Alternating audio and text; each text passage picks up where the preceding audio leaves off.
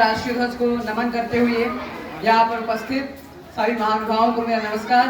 आदरणीय प्रबंधक महोदय, आदरणीय प्रधानाचार्य, आदरणीय शिक्षकगण व अभिभावकों को मेरा हार्दिक स्वतंत्रता दिवस की हार्दिक शुभकामनाएं। और मेरे प्रिय सहपाठियों, जैसा कि आज हम जानते हैं, यहाँ पर हम अपने आज़ादी का अमृत महोत्सव मनाने के लिए एकत्रित हुए हैं।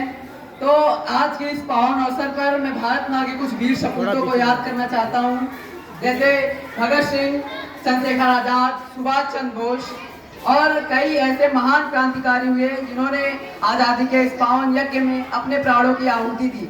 लेकिन भारत के कुछ मूर्ख तथा विवेकहीन इतिहासकारों ने उनको आतंकवाद कहा है। उनको कहा है कि एक आतंकवादी था वो। मेरा आपसे अनुरोध है कि ऐसे मूर्ख तथा विवेकहीन आतंकवादियों की पुस्तकें कभी ना पढ़े, क्योंकि इनकी पुस्तकें पढ़कर आपके ज्ञान की वृद्धि कभी नहीं होगी तो सिर्फ देशद्रोह की वृद्धि होगी। तो इन देशद्रोहियों तथा गद्दारों के लिए दो पंक्तियां प्रस्तुत करना चाहता हूं। हिंद महोदय की छाती में धधकी अपमानों की ज्वाला, और आज आशेतु हिमालय मूर्तिमान हृदयों की माला। सागर की उत्ताल तरंगों में जीवन का जी भर क्रंदन, सोने की लंका की मिट्टी लखकर भरता आह प्रभंजन। शून्य तटों से सिर टकराकर पूछ रही सरयू की धारा, सगर सुतों से भी बढ़कर आज हुआ मृत भारत सारा। सरयू कहती राम कहाँ है, यमुना कहती कहाँ कृष्ण है, व्यथित गंडकी पूछ रही है चंद्रगुप्त बलधाम कहाँ है। अर्जुन का गांडीव किधर है, कहाँ भीम की शक्ति गदा खो गई, किस कोने में पांचजन्य है, कहाँ भीष्म की शक्ति खो गई। कोटि कोटि पुत्रों की माता अब भी पीड़ित अपमानित है, जो जननी का दुख न मिटाए उन पुत्रों पर भी लानत है। जो जननी का दुख न मिटाए उन पुत्रों पर भी लानत है। महोदय, हम आज भी परतंत्र हैं, अपनी भाषा से परतंत्र हैं, अपने विचारों से परतंत्र हैं, अपनी वेशभूषा से परतंत्र हैं। यदि कोई मनुष्य अपने शरीर से वो चाहे स्वतंत्र हो, अगर वो अपने विचारों से परतंत्र होता है तो हम उसको परतंत्र नहीं मानेंगे। आप यदि उस समय मीडिया सिस्टम नहीं था तो जो हमारे भारत का जो संस्कृति है, जो हमारा ज्ञान है, वो दूर तक नहीं फैल पाया। लेकिन जो है पश्चिमी देश है, उन्होंने हमारी संस्कृति को काल्पनिक कहा ये काल्पनिक ऐसी चीज हो ही नहीं सकती। मैं आपसे पूछना चाहता हूँ, सोने की लंका, राजा अयाधी का मणियों का महल, ऐसी कल्पना हमारे यहाँ ही क्यों हुई, पश्चिमी देशों में क्यों नहीं हुई? वो उनको कल्पना लगता है, ये कल्पना नहीं थी। उनको समझ में नहीं आता क्योंकि उनके ज्ञान का लेवल अभी कम है।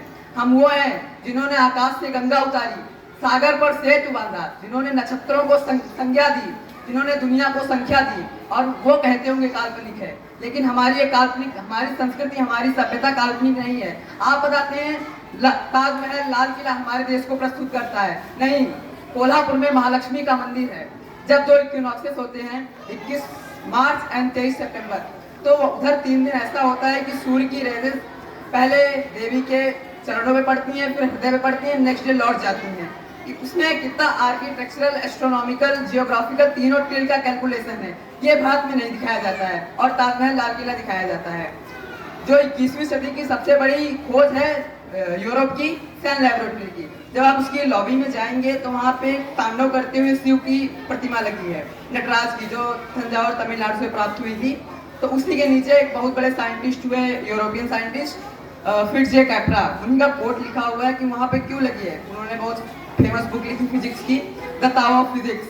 तो उन्होंने साफ स्पष्ट शब्दों में वहाँ पे लिखा है, the perpetual construction and destruction of universe is like the cosmic dance of Shiva.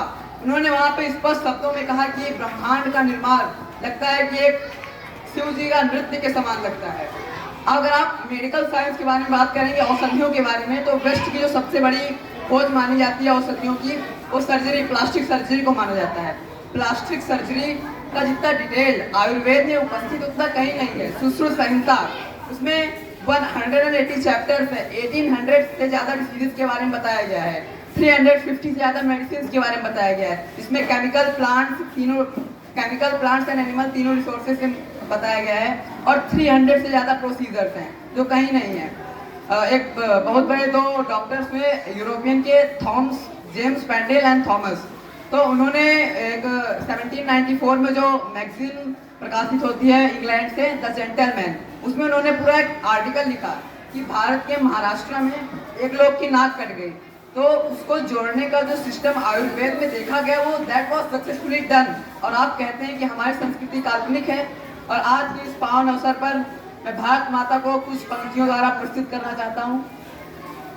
आज सिंधु में ज्वार उठा है, नगपति फिर ललकार उठा है, कुरुक्षेत्र के कण कण से फिर पांचजन्य हुंकार उठा है, सत सत आघातों को सहकर जीवित हिंदुस्तान हमारा, जग के मस्तक पर रोली सा शोभित हिंदुस्तान हमारा। दुनिया का इतिहास पूछता रोम कहाँ यूनान कहाँ है, घर घर में शुभ अग्नि जगाता हुआ उन्नत ईरान कहाँ है। दीप बुझे पश्चिमी गगन के व्याप्त हुआ बरबर अंधियारा, किंतु चीर कर तम की छाती चमका हिंदुस्तान हमारा। हमने और स्नेह लुटाकर पीड़ित ईरानी पाले हैं, निज मानवता के दीप जलाकर दीपक बाले हैं। जग को अमृत का घट देकर हमने विष का पान किया था, मानवता के लिए हर्ष से अस्थि वज्र का दान दिया था, मानवता के लिए हर्ष से अस्थि वज्र का दान दिया था। जय हिंद, जय भारत।